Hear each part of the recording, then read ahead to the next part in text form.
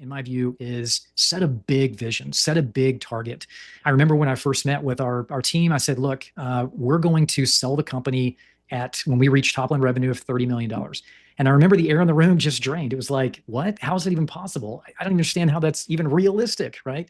And it's like, well, today we may not be doing that, but we need to have a target that we're looking towards so that we know when we get there. If you don't have that vision, if you don't have that target, you'll oftentimes just be recreating the same experience that you're living in now. So that's got to be number one, setting that vision, setting that target.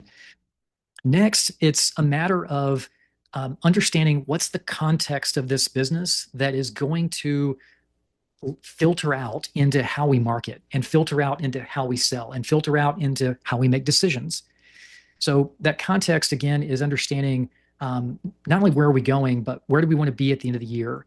Uh, who do we have on our team and what's their skill set? What product are we actually selling, right? What are we focused on right now? How do we do the work that we do? And by asking those questions first, you go to work answering those questions and building that context in, that becomes the operational engine of your business. You need a place to be able to track your targets, as an example, on a quarterly basis or a monthly basis. So you need to have that checked off, right? We have a leadership meeting. We meet every quarter. We debrief on the last quarter and we look at goals and set targets for the next quarter, right? That box needs to get checked. We have a system then, for instance, to make sure that the work that we're executing day to day and week to week rolls up into one of those 5, 6 targets that we set for ourselves in the quarter. Then we need to start figuring out, okay, of the people that are working in the company, what's their real purpose? For each one, what's their purpose? What's their role? What are they responsible for? Because everybody should be responsible for something. They have some ownership. And getting very clear about that.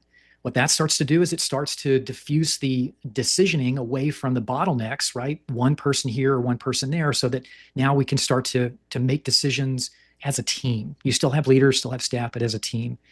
Another area is thinking about information flow. So I would suggest businesses today, it's about who can process information the most efficiently, meaning that if you think about your business, you've got people that are moving a mouse around, clicking on a keyboard, text, emails, Slack pings, support tickets, phone calls.